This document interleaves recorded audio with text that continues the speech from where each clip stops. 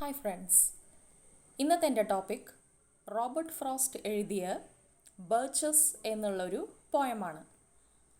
അപ്പോൾ Robert frost വന്നിട്ട് main theme എപ്പോഴും പാസ്റ്റോറൽ, അതായത് ആറ്റിടയന്മാരുടെ ഒരു ലൈഫിൻ്റെ ഒരു രീതികളാണ് പോയത്തിലും വെളിപ്പെടുത്തുന്നത്. അപ്പോൾ ഇതിലും അങ്ങനെ എന്താ പറയുന്നത് വെച്ചാൽ, ഒരു ആൺകുട്ടി എങ്ങനെയാണ് ഒറ്റയ്ക്കുള്ള നേരം ചെലവഴിക്കുന്നതെന്നുള്ളത് ഒരു ഇൻസിഡൻറ്റിനെ വെളിപ്പെടുത്തുന്നുണ്ട്. എന്നാൽ ശരിക്കുള്ള തീം എന്താണെന്നുള്ളത് ലാസ്റ്റാണ് അറിയുക.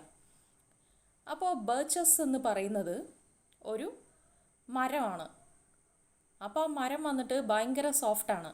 നമ്മൾ പിടിച്ച് വലിച്ചാൽ തന്നെ പതുക്കെ പതുക്കെ അത് വളയും. പിന്നെ ഒരു മഞ്ഞുകാലം. അപ്പോൾ നമ്മളിപ്പോൾ മഞ്ഞുകാലത്തിലാണ് ഏകദേശം പോയിക്കൊണ്ടിരിക്കുന്നത്. അപ്പോൾ മഞ്ഞ് സമയം എന്ന് പറയുമ്പോൾ അത്ര ഒരു ഫേവറബിൾ ക്ലൈമറ്റ് അല്ല. പക്ഷേ യൂറോപ്പിലെന്ന് പറയുമ്പോൾ അത് വന്നിട്ട് ഫുൾ സ്നോ കവേർഡാണ്. അമേരിക്ക, യൂറോപ്പിലൊക്കെ പറഞ്ഞാൽ ഈ സമയത്ത് അങ്ങനെ സ്നോ കവർ ചെയ്തിരിക്കുന്ന സമയമാണ്. അധികം ആരും പുറത്തേക്കൊന്നും ഇറങ്ങാൻ പറ്റില്ല അങ്ങനെ. അപ്പോൾ പോയിട്ട് ഇത് വീട്ടിനകത്തുനിന്ന് ജനലിൽ കൂടെ പുറത്ത് നോക്കുകയാണ്. എന്തിനെ? ബർച്ചസിനെ. അപ്പോൾ ബർച്ചസ് എന്ന് പറയുമ്പോൾ ഇപ്പോൾ ഇനിയും പറഞ്ഞാൽ നമ്മൾ ഊട്ടി, കൊടൈക്കനാൽ, ഊട്ടിയിലൊക്കെ കാണില്ലേ നീലഗിരി, ആ ഒരു ഹില്ല്, യൂക്കാലിപ്സ് മരം എങ്ങനെയാണ് കാണാൻ നല്ല വീറ്റിഷ് കളറായിട്ട്. അത് പക്ഷേ റഫാണ്. എന്നാൽ ആ ഒരു പിക്ചറിനെ മൈൻഡിൽ വിചാരിച്ചാൽ മതി. അപ്പോൾ ബർച്ചസ് വന്നിട്ട് വലിച്ചാൽ തന്നെ പതുക്കെ വരും എന്നുള്ള അത്രയും സോഫ്റ്റായ ഒരു മരമാണ്. അപ്പോൾ ഇതിൻ്റെ അറ്റ്മോസ്ഫിയർ എങ്ങനെയാണെന്ന് വെച്ചാൽ, ബർച്ചസ് അങ്ങനെ സ്നോ കവേർഡാണ്. ഇപ്പം നമ്മളിപ്പോൾ യൂറോപ്പിലാണ് നമ്മുടെ വീട് വിചാരിക്കുക. നമ്മുടെ വീട് തന്നെ ഫുള്ളും സ്നോ കവേർഡായിരിക്കും. ചില സാഹചര്യത്തിൽ ഹെവി ആയിട്ടുള്ള സ്നോ ഫാൾ ഉണ്ട് വെച്ചാൽ അങ്ങനെ ആയിരിക്കും. അപ്പോൾ ഇവിടെ എന്താ ഫ്രോസ്റ്റ് വിവരിക്കുന്നത് വെച്ചാൽ, അദ്ദേഹത്തിൻ്റെ വീട്ടിലുള്ള വീട്ടിൽ നിന്ന് ഇങ്ങനെ ബർച്ചസിൻ്റെ കാടിലേക്ക് ഇങ്ങനെ നോക്കുകയാണ്. അങ്ങനെ മഞ്ഞ് മൂടി കിടക്കുന്ന ബർച്ചസിനെയാണ് കാണാൻ പറ്റുന്നത്. എന്നാൽ അതിൽ ഇനിയൊരു കാര്യം കൂടെ ശ്രദ്ധിക്കുന്നുണ്ട്. അതായത് ഒരു ചെറിയൊരു ചെക്കൻ വന്നിട്ട് അവനൊരു ആറ്റിടയനാണ്. കളിക്കാൻ കൂടെ ആരുമില്ല. ഇത് വന്നിട്ട് ന്യൂ ഇംഗ്ലണ്ട്, യൂറോപ്പത്തെ ഇംഗ്ലണ്ട് അല്ല, അമേരിക്കയിൽ ഒരു സ്റ്റേറ്റാണ് ന്യൂ ഇംഗ്ലണ്ട്. ന്യൂ ഇംഗ്ലണ്ട് എന്നുള്ള സ്റ്റേറ്റിൽ റഗ്ബിയാണ് മെയിൻ ഗെയിം അവിടെ. പക്ഷേ ഇത് വന്നിട്ട് ഒറ്റയ്ക്ക് നമുക്ക് റഗ്ബി കളിക്കാൻ പറ്റുമോ? ഏത് ഗെയിമാണെങ്കിലും ഒറ്റയ്ക്ക് കളിക്കുന്നത് കുറച്ച് കുറവാണ്. എന്നാൽ ആറ്റിടയന്മാരുടെ ലൈഫിൽ എന്ന് പറയുമ്പോൾ അവരുടെ ഒരു ദിവസം ജോലി മുഴുവൻ ചെയ്ത് കഴിഞ്ഞാൽ ഫ്രീ ടൈം അവരെങ്ങനെയാണ് ചിലവഴിക്കുന്നത്? ഇപ്പോൾ വലിയ ആൾക്കാർക്കൊക്കെ പറഞ്ഞാൽ വീട്ടിൽ ജോലികളുണ്ടാവും, കാര്യങ്ങളുണ്ടാവും. എന്നാൽ ചെറിയ കുട്ടികൾ എന്താ ചെയ്യുന്നത്? അവർ കളിക്കും. നൈബേഴ്സ്, പിന്നെ കൂടെ ജനിച്ച കുട്ടികൾ, ഏട്ടൻ, അനിയത്തി, ഇങ്ങനെ എല്ലാവരുടെ കൂടെ കളിക്കും. എന്നാൽ ഇവിടെ കാണുന്ന ഒരു ആൺകുട്ടി, അവൻ വന്നിട്ട് ഒറ്റയ്ക്കാണ്.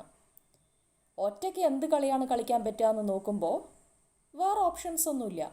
അപ്പോൾ ആ ചെക്കൻ കണ്ടുപിടിച്ച ഒരു കളിയാണ് ഊഞ്ഞാലാടുക എന്നുള്ളത്. അപ്പോൾ സ്വിങ്ങിങ് ഉള്ളതാണ് സ്വിങ്ങിങ്. എന്നാൽ എവിടെയാണ് അവൻ ഊഞ്ഞാലാടുന്നത്? ബർച്ചസ് മരത്തിൽ.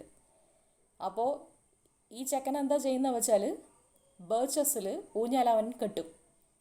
ഊഞ്ഞാൽ കെട്ടി അവൻ നന്നായിട്ട് ഊഞ്ഞാലാടിക്കൊണ്ടിരിക്കും.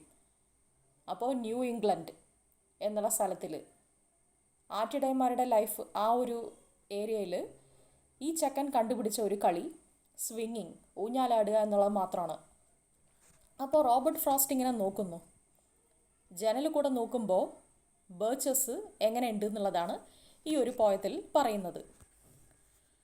When I see birches bend to left and right across the lines of straighter, darker trees, I like to think some boy's been swinging them. അപ്പോൾ ഒരു ആൺകുട്ടി ഊഞ്ഞാലാടുമ്പോൾ ഇതിൽ ആൺകുട്ടീനെയാണ് മെൻഷൻ ചെയ്തിരിക്കുന്നത്. ആരിനെയാണ് ആ ഒരു ആൺകുട്ടി എന്ന് ഉദ്ദേശിച്ചിരിക്കുന്നത് എന്നുള്ളത് ഇതിൽ ലാസ്റ്റ് പറയുന്നുണ്ട്. അങ്ങനെ ഞാൻ ജനലിൽ കൂടെ നോക്കുന്നു. ബർച്ചസ് ഇങ്ങനെ വളഞ്ഞ് ലെഫ്റ്റിൽ നിന്ന് റൈറ്റിലേക്ക് ഇങ്ങനെ ആടിക്കൊണ്ടിരിക്കുന്നു. എനിക്ക് ആലോചിക്കാൻ ഇഷ്ടമുള്ളത്, ഒരു ആൺകുട്ടി ഇതിൽ ഊഞ്ഞാലാടി കെട്ടി വെച്ചിട്ട് ഊഞ്ഞാലാടിക്കൊണ്ടിരിക്കുകയാണെന്നാണ് ആലോചിക്കാൻ എനിക്കിഷ്ടമെന്ന് റോബർട്ട് ഫ്രോസ്റ്റ് പറയുന്നു. ബട്ട് സ്വിങ്ങിങ് doesn't bend them down to stay. എത്ര നേരമാണ് ഇപ്പോൾ ഒരു മരം അധികം നേരം അങ്ങനെ മിണ്ടാണ്ട് ഇങ്ങനെ നിൽക്കുക?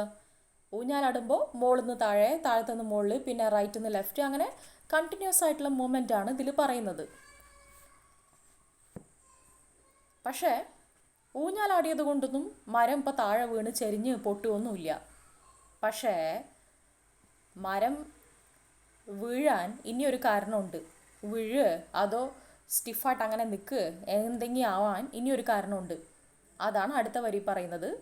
Ice storms do that. Ice കട്ടകളാണ് ഈ ഒരു കാര്യം ചെയ്യുന്നത്. Often you must have seen them loaded with ice a sunny winter morning after a rain. ഇവിടെ റെയിൻ എന്ന് ഉദ്ദേശിക്കുന്നത് മഞ്ഞിനെയാണ്. സ്നോ കവേർഡ് ആയിട്ടിരുന്ന് കഴിഞ്ഞാൽ എങ്ങനെയാണ്? ഇപ്പോൾ ഇന്ന് രാത്രി ഫുള്ള് സ്നോ ഫോളാണ് വയ്ക്കുക.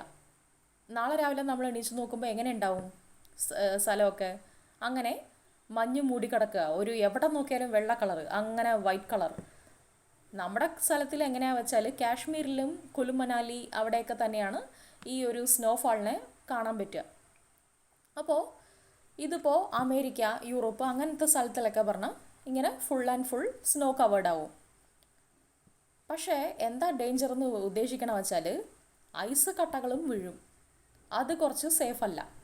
അങ്ങനെ ഐസ് കട്ടകളിങ്ങനെ വീഴും. ബേർച്ചസ് അങ്ങനെ ചെരിയും. ഒരു മഞ്ഞ് പെയ്ത് കഴിഞ്ഞാൽ അടുത്ത ദിവസം രാവിലെ നോക്കുമ്പോൾ ബേർച്ചസും ഫുള്ള് സ്നോ കവേർഡായിട്ടിരിക്കും. They click upon themselves and the breeze rises and turn many-colored as the stir cracks and crazes their enamel. Ice കട്ടേനെ നമ്മൾ ദൂരത്തുനിന്ന് ഇങ്ങനെ നോക്കുമ്പോൾ ഒരു വെളിച്ചം കൂടെ തട്ടി വെച്ചാൽ കളർ ഇങ്ങനെ വേറെ വേറെ കളറായിട്ട് ഇങ്ങനെ കാണും.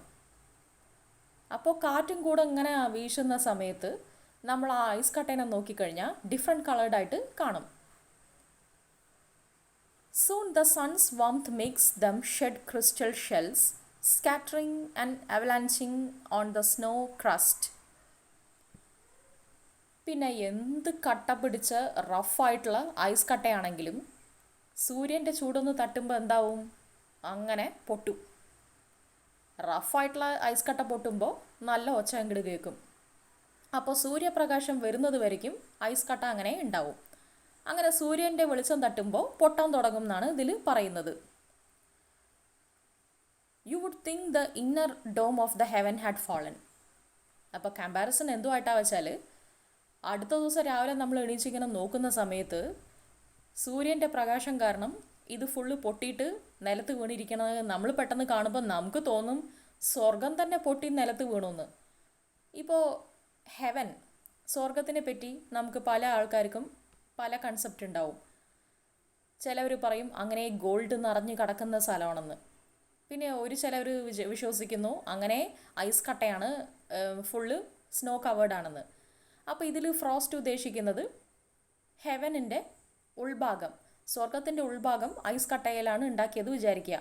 ആ സ്വർഗം തന്നെ താഴെ പൊട്ടിക്കിടക്കുകയാണെന്ന് നമ്മൾ കണ്ടാൽ തോന്നും. അത്രയ്ക്കും ഉണ്ട് ഐസ് കട്ട. അപ്പോൾ സ്നോഫാൾ അത്രയ്ക്കും ഉണ്ട്. They are dragged to the withered bracken by the load, and they seem not to break.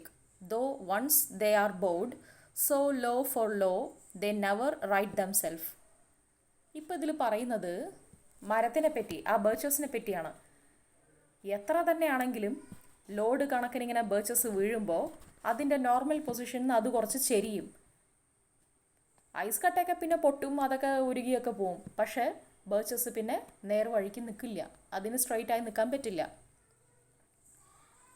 അപ്പോൾ ഇതിൽ പറയുന്നത് മരം ഇങ്ങനെ കുനിഞ്ഞു നിൽക്കുകയാണെന്നാണ് ഉദ്ദേശിക്കുന്നത്.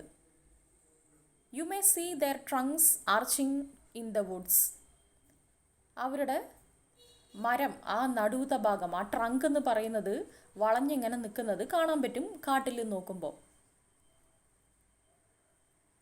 Years afterwards, trailing their leaves on the ground like young girls on hands and knees that throw their hair before them over their heads to dry in the sun. അപ്പോൾ ഒരു കമ്പാരിസൺ എങ്ങനെയാ വെച്ചാൽ ബർച്ചസ് ഇങ്ങനെ കുനിഞ്ഞു നിൽക്കുന്നത് കാണുമ്പോൾ, അതായത് വളഞ്ഞു പോയി ഈ ഐസ് കട്ടയുടെ ഭാരം താങ്ങാതെ ബർച്ചസ് അങ്ങനെ ഗ്രൗണ്ടിലോട്ട് ഇങ്ങനെ കുനിഞ്ഞ് ഇങ്ങനെ ബോ ചെയ്ത് നിൽക്കുകയാണ്. നമ്മൾ ദൂരത്തു നിന്ന് നോക്കുന്ന സമയത്ത് നമുക്ക് പെട്ടെന്ന് കണ്ടാൽ തോന്നും വെയിൽ എപ്പോഴെങ്കിൽ വരുന്ന സമയത്ത് പെൺകുട്ടികൾ മുട്ടുകുത്തി നിന്ന് അങ്ങനെ മുടീനെ മുന്നിലേക്ക് ഇടുക. എന്തിനാ വെച്ചാൽ മുടി ഉണക്കാൻ. ഇപ്പോൾ മഴക്കാലത്ത് മുടി ഉണങ്ങുമോ?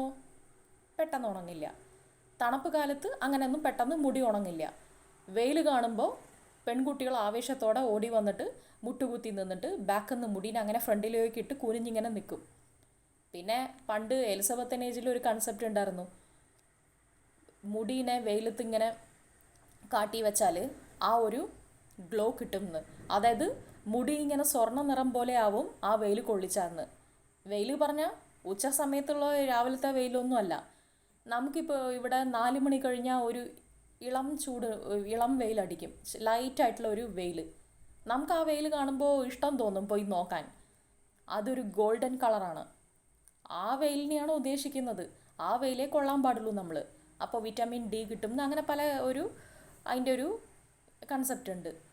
അപ്പോൾ എലിസബത്തൻ കാലഘട്ടത്തിൽ സ്ത്രീകൾ ഇങ്ങനെ വിശ്വസിച്ചിരുന്നു മുടീനെ ഒന്ന് വെയിൽ കൊള്ളിച്ചാൽ ആ ഒരു ഗ്ലോ കിട്ടുമെന്ന്. അപ്പോൾ ചുരുക്കി പറഞ്ഞാൽ കമ്പാരിസൺ എന്താ വെച്ചാൽ മരം ഇങ്ങനെ കുനിഞ്ഞിങ്ങനെ നിൽക്കുന്ന കാണുമ്പോൾ മുടി ഉണക്കാൻ വേണ്ടി പെൺകുട്ടികൾ മുട്ടുകുത്തി നിൽക്കുകയാണെന്നേ തോന്നൂ. But I was going to say when truth broke in with all her matter of fact about the ice storm. എനിക്കെന്തായാലും സത്യം പറയാതിരിക്കാൻ പറ്റില്ല. എന്താ വെച്ചാൽ ഐസ് കട്ട തന്നെയാണ് അവരെ ഇങ്ങനെ വളച്ചു വിട്ടത്. അതുങ്ങളുടെ പൊസിഷനിലല്ലാതെ ബർച്ചസിനെ ഇങ്ങനെ ഈ കോലത്തിലാക്കിയത് ഐസ് സ്റ്റോം തന്നെയാണ്, ഐസ് കട്ട തന്നെയാണ്. സത്യം ഇതാണ്. എന്താണ്? ഐസ് കട്ട ഇങ്ങനെ മേലെ വീഴുമ്പോൾ വെയിറ്റ് ഉൾക്കൊള്ളാൻ പറ്റാണ്ടും. അപ്പോൾ തുടക്കത്തിൽ ഞാൻ പറഞ്ഞു ഇതൊരു സോഫ്റ്റായ മരമാണെന്ന്. നമ്മൾ വലിച്ചാൽ തന്നെ പെട്ടെന്ന് വളയുന്ന ടൈപ്പാണ്. അങ്ങനെ ഐസ് കട്ടയാണ് ഇതുങ്ങളുടെ രൂപം അങ്ങനെ മാറ്റിയത്. എന്നാൽ ഫ്രോസ്റ്റിന് എന്ത് ആലോചിക്കാനാണ് ഇഷ്ടം വെച്ചാൽ, I should prefer to have some boy bend them as he went out in to fetch the cows. Some boy too far from town to learn basketball, whose only play was what he found himself, summer or winter, and could play alone. ഫ്രോസ്റ്റിന് ആലോചിക്കാൻ എന്താ ഇഷ്ടം വെച്ചാൽ, ice Storm കൊണ്ടല്ല ബർച്ചസ് ഇങ്ങനെ കുനിഞ്ഞു പോയത്. ഒരു ആൺകുട്ടി ടൗണിൽ ഭാഗത്തായിരിക്കും അവൻ്റെ വീട്, പക്ഷെ അവൻ ബാസ്കറ്റ്ബോൾ കളി ഒക്കെ പഠിക്കുന്നവനാണ്. അതായത് അവൻ്റെ ഒരു ദിവസത്തെ ജോലി കഴിഞ്ഞാൽ ഒറ്റയ്ക്ക് എന്ത് ചെയ്യും? അങ്ങനെ പശു മേയ്ക്കുന്ന പണിയാണ്. അപ്പോൾ ആട്ടിടയന്മാരാണെന്ന് വെളിപ്പെടുത്തുകയാണ് ഇതിൽ.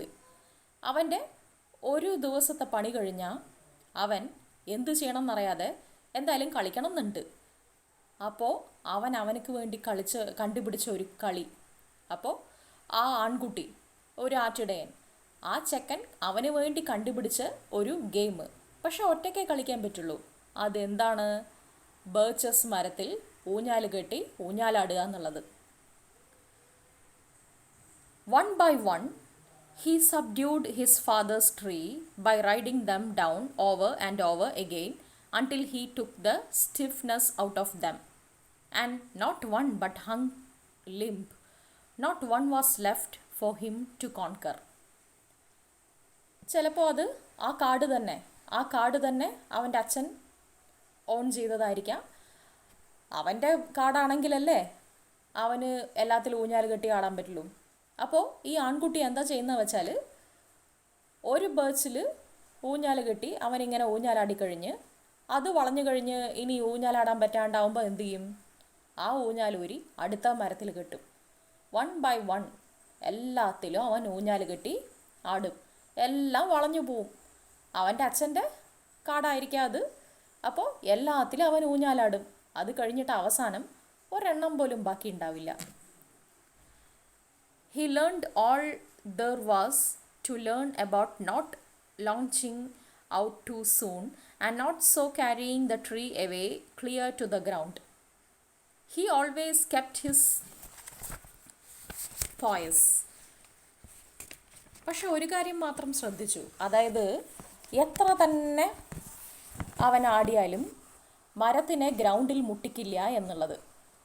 ഹി ഓൾവേസ് കെപ്റ്റ് ഹിസ് പോയ്സ്, അവൻ്റെ ബാലൻസ്. പയോസ് എന്ന് പറഞ്ഞു കഴിഞ്ഞാൽ ബാലൻസ് ചെയ്യാന്നാണ്. അവൻ്റെ ബാലൻസ് അവൻ എന്നും സൂക്ഷിച്ചിരുന്നു. To the top branch climbing carefully with some pains you use to fill a cup up to the brim and even above the brim. ഇപ്പം എങ്ങനെയാണ് നമ്മൾ കപ്പിൽ ഇങ്ങനെ വെള്ളം നിറയ്ക്കുമ്പോൾ ടോപ്പ് എത്തുമ്പോൾ കുറച്ച് പതുക്കെയാവും. കപ്പ് ഫുള്ള് നിറയ്ക്കണം വെച്ചാൽ പതുക്കെ പതുക്കെ ഒഴിക്കുമല്ലോ. ആദ്യമൊക്കെ സ്പീഡ് കൂട്ടിയാലും ടോപ്പ് എത്തുമ്പോൾ ഒന്ന് സ്ലോ ആവും. അപ്പോൾ കമ്പാരിസൺ എന്താ വെച്ചാൽ ഈ ആൺകുട്ടി അങ്ങനെയാണ്. അടിയിൽ മരത്തിൻ്റെ അടിഭാഗം പറയുമ്പോൾ നല്ല ഉറപ്പുണ്ടാവും, അതിലിങ്ങനെ കയറും. പക്ഷേ ഏറ്റവും ടോപ്പ് എത്തുന്നവരേക്കും ബുദ്ധിമുട്ടിയിട്ടാണെങ്കിൽ അവൻ കയറും, പക്ഷേ പതുക്കെ. Then he flung outward, feet first, with a swish, kicking his way down through the air to the ground. അങ്ങനെ മരത്തിൽ കയറി പിന്നെ പതുക്കെ ഇറങ്ങും. അപ്പോൾ ഊഞ്ഞാൽ കെട്ടണം വെച്ചാൽ മരത്തിൽ കയറാതെ പറ്റില്ലല്ലോ. ഇനിയാണ് ഈ ചെറിയ ആൺകുട്ടി ആരാന്നുള്ളത് അറിയണ്ടേ. എന്തുകൊണ്ടാണ് ഇപ്പോൾ ഊഞ്ഞാലാടുന്നത്? ഇപ്പം നമ്മുടെ സ്ഥലത്തിൽ ശരിക്കും പറഞ്ഞാൽ ഗേൾസിനാണ്, പെൺകുട്ടികൾക്കാണ് ഊഞ്ഞാലാടുന്നത് ഒരു ഇഷ്ടമുള്ള കളിയായിട്ട് കാണുക. ഇവിടെ ആൺകുട്ടീനെ എന്തിനാണ് പ്രിഫർ ചെയ്തത്? ഇനിയാണ് ആ ആൺകുട്ടിയായിട്ട് ആരാണ് ഉള്ളതെന്ന്. So was I once myself a swinger of birches and so I dream of going back to be. ഇനി ഒരു യഥാർത്ഥ വശം പറഞ്ഞാൽ ഈ ഒരു ആൺകുട്ടി ഇതിനകത്ത് ഉണ്ടായിട്ടും ഇല്ല, അവൻ ഊഞ്ഞാൽ കെട്ടി ആടിയിട്ടും ഇല്ല. പിന്നെന്താ സംഭവം? മഞ്ഞിങ്ങനെ കൊള്ളുമ്പോൾ വെയിറ്റ് ഉൾക്കൊള്ളാൻ പറ്റാതെ മരം ഇങ്ങനെ വളഞ്ഞു പോയി, അത്രേ ഉള്ളൂ. ലെഫ്റ്റും റൈറ്റും ഇങ്ങനെ അതിൻ്റെ അനക്കം കണ്ടിട്ടാണ് പോയിറ്റ്സ് എപ്പോഴും ഇങ്ങനെ സങ്കല്പിക്കുമല്ലോ, ഇത് ആടുന്ന കണ്ടാൽ തോന്നും ഒരു ചെക്കനായാലും ഊഞ്ഞാലാടുകയാണെന്ന്. അത്രേ ഉള്ളൂ. ഈ ആൺകുട്ടിയായിട്ട് സങ്കല്പിച്ചത് ആരെയാണ്? ആ ലൈൻ ഒന്നും കൂടെ നോക്കാം. So was I once myself a swinger of birches. ഞാനും ഒരു കാലത്ത് ഇതുപോലെയായിരുന്നു. ബേർച്ച് മരത്തിൽ ഊഞ്ഞാല കെട്ടി ഞാനും ആടുമായിരുന്നു. ഇപ്പോൾ ആ ആൺകുട്ടി ആരാന്ന് മനസ്സിലായില്ലേ? അതാരാ? റോബർട്ട് ഫ്രോസ്റ്റ് തന്നെ, കുട്ടിക്കാലം. എന്നാൽ തിരിച്ചെനിക്ക് പോകണം തോന്നുന്നു. When I was weary of consideration and life is too much like a pathless wood. എപ്പോഴാണ് എനിക്ക് ഈ ബേർച്ചസിൽ കയറാൻ തോന്നിയത് വെച്ചാൽ കൂടുതൽ സ്ട്രെസ് ഉണ്ടാവുമ്പോന്ന്, മനസ്സിലുള്ള സങ്കടത്തിനെ പുറത്ത് പറയാണ്. I am weary of consideration. മടുക്കും പല കാര്യങ്ങളും ആലോചിച്ചിട്ട് എനിക്ക്. അങ്ങനെ വഴിയില്ലാത്ത ഭാഗത്തൊക്കെ ഇങ്ങനെ പോവുക.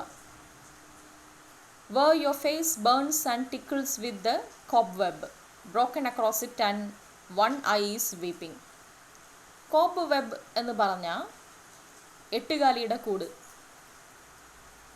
അത് നമ്മുടെ മുഖത്തിങ്ങനെ മുട്ടി വെച്ചാൽ എന്താവും? നമുക്ക് ഇക്കിളിയാവും. ടിക്കിൾ പറഞ്ഞാൽ എന്താ? ഇക്കിളി. കോപ്പ് വെബ് ഇങ്ങനെ മുഖത്ത് തട്ടുമ്പോൾ നമുക്ക് ഒരു ഇക്കിളിപ്പെടും. എന്നാൽ അതോ മറ്റേ കണ്ണിൽ കൊണ്ടാൽ എന്താവും? നമ്മുടെ കണ്ണ് ചോക്കും.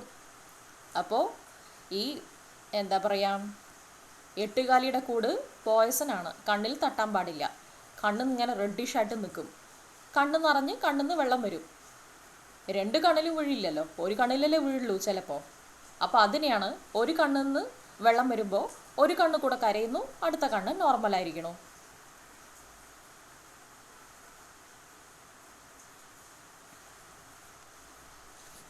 Broken across it and one eye is weeping. കണ്ടാൽ തോന്നും ഒറ്റ കണ്ണിങ്ങനെ കരയാണെന്ന്. From a twigs having lashed across it open.